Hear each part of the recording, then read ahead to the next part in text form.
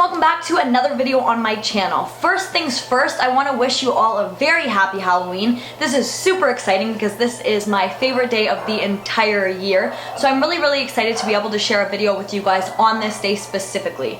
Also, I do just want to apologize because last year I did do a week worth of Halloween themed videos, and some of you guys did question me if I was doing that this year, but unfortunately after getting my wisdom teeth taken out, I was very behind on videos. So I figured for this week I would just post a video on Halloween and use this time to kind of catch up on my videos so that we can get back to my regular upload schedule next week. But anyways, with that all being said, today I'm going to be sharing with you guys 3 true crime cases that happened on Halloween. So with that all being said, let's get right into today's video. The first case that we're going to be talking about today takes place in Halloween Day of 1981. Ronald Sussman, who was 39 years old, and his girlfriend Elizabeth Platzman, who was 20 years old, had decided to do a spontaneous photo shoot in Ronald's New York City Chelsea apartment.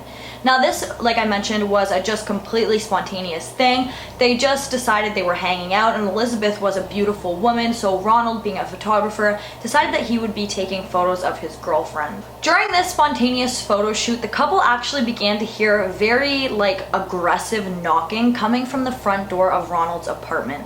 Now at first the couple just decided to ignore this, figuring that whoever was knocking on the door would eventually go away and the couple could just continue with their photo shoot.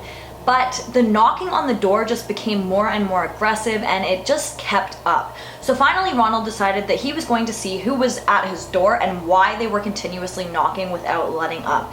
He was figuring what could be so possibly important that whoever was knocking on the door wouldn't stop. They wouldn't go away, and the knocking did not end when the couple did ignore them for a few moments. To Ronald's complete horror, when he opened up the door, there was a large group of unknown people forcing their way into his apartment, and all of these people had been wearing plastic Halloween masks. After these unknown people had forced their way into the apartment, they started to brutally beat both Elizabeth and Ronald. Now once the couple was so brutally beaten that the people who had uninvitedly entered the home figured that the couple couldn't move anymore, they started to kind of ransack the apartment as if they were really intensely looking for something.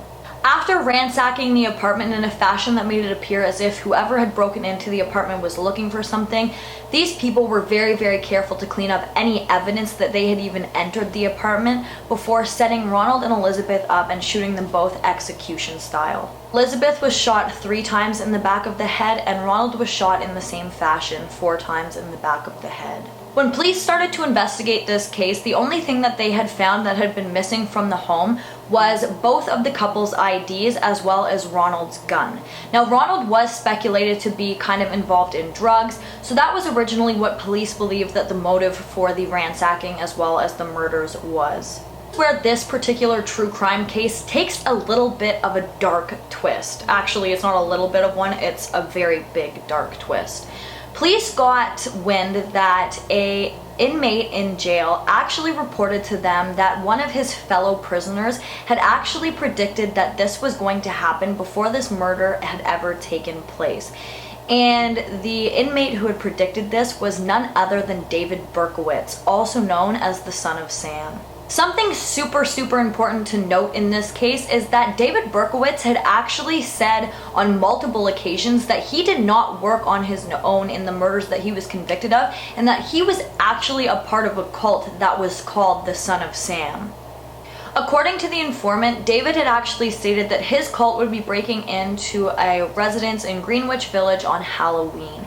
He said that they would be performing a ritual killing where they would shoot a couple in the back of the head before ransacking a home to make it look like a robbery, which is exactly what seemed to have happened in this case. But unfortunately, this case has never been solved, so it is unclear whether it was actually linked to a cult or David Berkowitz at all. On Halloween Day in 2010, 16-year-old Devin Griffin woke up and went to church. When he returned home from church, he found that his house was still completely silent, as if nobody had woken up yet. But he didn't think that this was very alarming, assuming that his family had just been sleeping in, so he headed into his room to start playing video games. Around 1:30 p.m. on that day, Devin had actually come out of his room, I believe to make himself lunch, and that is when he noticed that it appeared that nobody in the house had still woken up. And this really alarmed him at this point because it was 1:30 in the afternoon and it was really unlike his parents to sleep in this late because it did seem like they were going to be sleeping all day. He hadn't heard anything. So he started to search all over the house for his mother Susan Lisk or his stepdad Bill Lisk. He looked, I believe, in the garage, kind of outside of the house, out the windows to see if maybe they were outside doing some work and he just hadn't heard them. He looked all over the place before deciding to go and check their bedroom. And that is when he found both Bill and Susan still in bed with the sheets pulled right up over their heads. He started talking and walking up towards the side of the bed that was where his mother would sleep. He then kind of pulled down the sheets a little bit to try and wake her up because no matter how much she was talking, she just wasn't waking up. But that is when he noticed to his horror that her pillowcase was actually covered in blood. Now at first he thought that this was some kind of sick Halloween prank that his parents were playing on him, but after it started to progress and he looked at it, he realized that something was very, very wrong. This is when Devin was struck with complete panic. He didn't know who had done this and if the killer was still in the home, so he completely freaked out and fled the house. But little to Devin's knowledge was that his older brother, Derek Griffin, was also deceased within the family home. Being a very intense and very detailed true crime case, there's just too much information about this case that I'm going to be able to share in this video. But if you guys do find this case in particularly interesting or you want to know more about it, I do highly suggest that you look it up on your own. But Devin had actually had a stepbrother who was older than him, and his name was William B.J. Lisk. Now, William actually was a very, very troubled boy. He always was a little bit off. His dad had a really on and off relationship with him. Both of the stepbrothers had a really on and off relationship with him because he was just so troubled. He was so bad, in fact, that they actually had to move him out of the family home because he was just such a danger to everybody around him. It is unclear to me if William had actually been living again in the family home at this time or if he had just stopped by on this day for an uninvited visit. But he had waited till Devin had gone out that day for whatever reason before walking into Derek Griffin's room where he brutally stabbed him to death, and then went on into the parents' rooms where he shot both his dad as well as his stepmother multiple times in the head in their sleep. Why exactly he decided to spare Devin is unknown because the two were said to have never had a great relationship, but some people speculate that the reason that William spared Devin was actually to make Devin suffer, because now not only did he lose his mother, he also lost his stepdad as well as his brother and anybody who was important to him or could have, helped him through this rough time. In Napa Valley in California on Halloween night in 2004, 3 unexpected women who lived together would be the targets of a brutal crime. I do really struggle with pronunciation of names, but I'm going to try and get all 3 of the girls' last names perfectly correct. So the 3 women who were living in this house at the time were Adrienne Insogna, Leslie Mazzara, and Laura Mienza. All 3 of the women were inside of their home at the time, and I believe all 3 girls were in their very own rooms. Now, it was quite late in the evening on Halloween night, I do believe, so all of the girls were now home from doing whatever they decided to do on Halloween, and they were kind of getting ready for bed. But little did they know that there was a stranger standing outside, chain-smoking cigarette after cigarette, waiting for the perfect time to break into the home. Now, this intruder actually, like I mentioned, was standing outside for quite a while, smoking many, many cigarettes before he eventually shimmied his way through an open window of the home. Around 1 a.m., Laura had actually been woken by the sound of a commotion coming from somewhere within the house. Now, she didn't know what was going on and she was struck by complete horror, so she fled the home where she hid out, I believe, in the backyard of the house, somewhere within the garden. And from her hiding place, this is where she saw a strange, unknown man exiting her home.